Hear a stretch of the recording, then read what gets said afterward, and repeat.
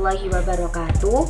Perkenalkan, nama saya Fitri Dwi Indriani dengan NIM 1860205221069 dari kelas PGMI 3D. Kali ini saya akan menjawab soal-soal UTS dari Ibu Maftuha. Yang pertama yaitu bagaimana kurikulum dapat disesuaikan dengan kebutuhan dan karakteristik siswa dalam konteks pembelajaran di sekolah. Yang pertama yaitu dapat melihat dengan kesiapan belajar siswa. Kesiapan belajar siswa adalah kemampuan dan kondisi yang dimiliki siswa untuk belajar dan mengikuti proses pembelajaran secara efektif. Hal ini mencakup aspek-aspek seperti keterampilan akademik, kesiapan fisik, emosional, sosial, dan kognitif. Yang kedua yaitu minat. Minat siswa merupakan kecenderungan siswa untuk memperlihatkan ketertarikan atau kecintaan terhadap suatu bidang atau materi. Minat siswa sangat berpengaruh pada motivasi belajar siswa. Yang kedua yaitu gaya belajar. Gaya belajar merupakan suatu cara yang khas dan unik yang digunakan oleh individu untuk memperoleh, mengelola, dan menyimpan informasi dan pengetahuan. Dari ketiga tersebut, kurikulum dapat disesuaikan dengan kebutuhan dan karakteristik pada pembelajaran sekolah. Jadi, dengan melihat tiga tersebut, kurikulum bisa dibuat dengan sebaik mungkin untuk kebutuhan siswa. Dan semisal kurikulum kemudian diterapkan di sekolah, bisa berjalan dengan efektif. Yang kedua yaitu ada apa yang dimaksud dengan pembelajaran berbasis proyek dan bagaimana guru dapat mengintegrasikan dalam kurikulum.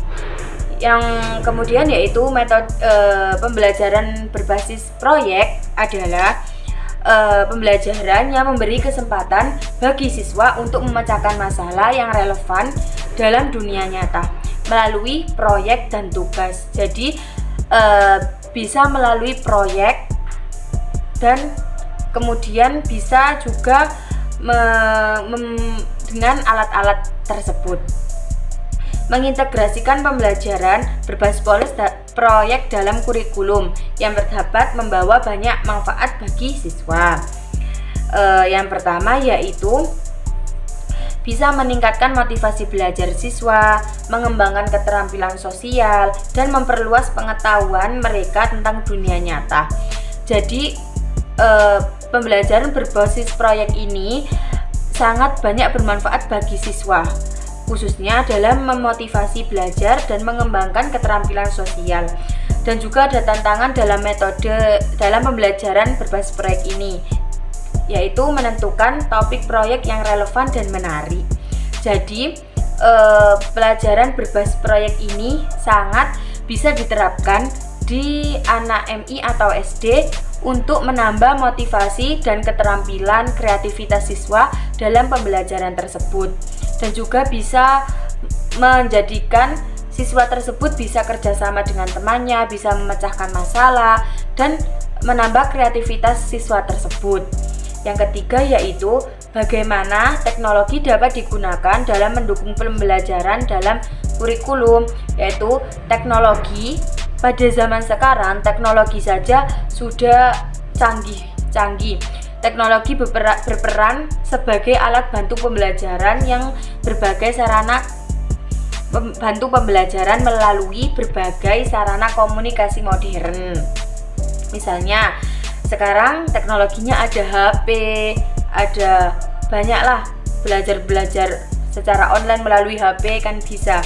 Jadi teknologi dapat mendukung pembelajaran, yaitu jika kita menerapkan teknologi tersebut, anak tidak akan ketinggalan zaman sekarang. Kan zaman sekarang kita bisa membuat teknologi, semisal menggunakan teknologinya, belajarnya menggunakan PPT. Lah, itu bisa membuat siswa lebih kreatif dan lebih mempunyai banyak ilmu untuk belajar tersebut. Dan teknologi dapat digunakan untuk mendukung pembelajaran dalam kurikulum. Nah,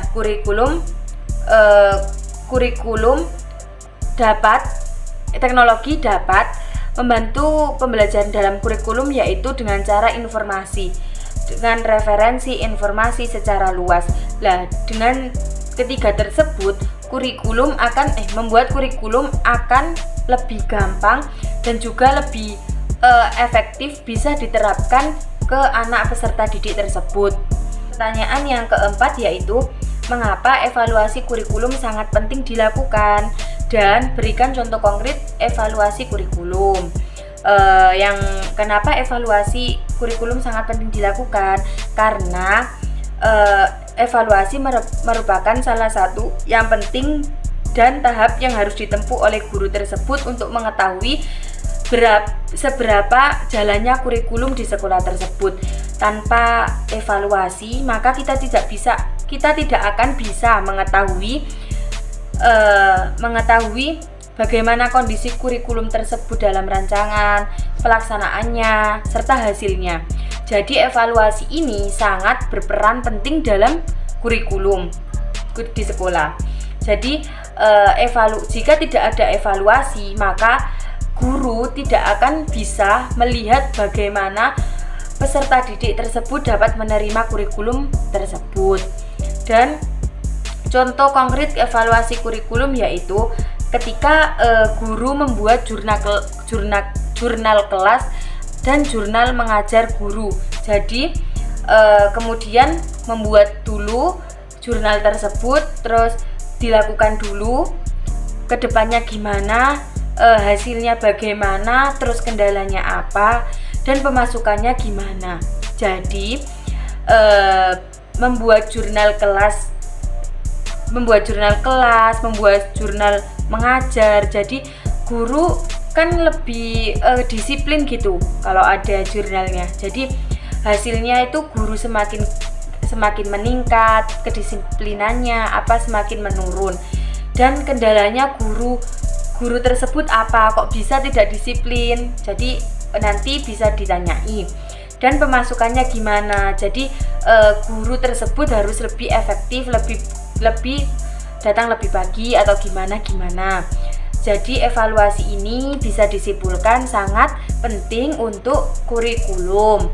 Yang kelima yaitu, jelaskan dan berikan contoh konkret guru dalam melakukan penilaian dan pembelajaran yang efektif. Yang pertama yaitu dengan cara penilaian guru dalam pembelajaran yang efektif, yaitu dengan penilaian untuk kerja. Guru dapat mengamati perkembangan aktivitas peserta didik dan melakukan suatu praktik pembelajaran. Jadi guru dapat menilai bagaimana perkembangan aktivitas peserta didik tersebut. Yang kedua, dengan penilaian sikap. Biasanya guru itu bisa menilai sikap peserta didik. Jadi sikapnya itu apa jelek, apa buruk, apa baik, kan bisa dinilai penilaian guru tersebut yang dalam pembelajaran. Jadi yang kita tuh bisa menilai peserta didik tersebut dalam perkembangan aktivitas peserta didik tersebut, bagaimana dia menanggapi sesuatu, terus bagaimana sikapnya dia. Terus yang ketiga bisa dengan ujian tulis. Nah, biasanya pada anak MI kan ada UTS, ada UAS gitu. Nah, itu dapat dilakukan guru untuk penilaian pembelajaran. Jadi peningkatan siswa tersebut bagaimana, jadi pengetahuannya sampai mana, itu bisa dinilai dari ujian tersebut. Yang kelima yaitu bisa waktu penilaian kreativitas, sepertinya disuruh buat mind mapping atau diterapkan pembelajaran tersebut udah dari awal, jadi kita bisa menilai dari tersebut. Jadi penilaian guru dapat dilakukan dalam pembelajaran, yaitu tadi yang ada penilaian dari perkembangan aktivitas, ada penilaian sikap, dan ada ujian tulis. Itu saja yang dapat saya sampaikan terkait UTS, soal-soal dari Ibu Maftuhah tersebut. Kurang lebihnya saya mohon maaf. Saya akhiri. Wassalamualaikum warahmatullahi wabarakatuh.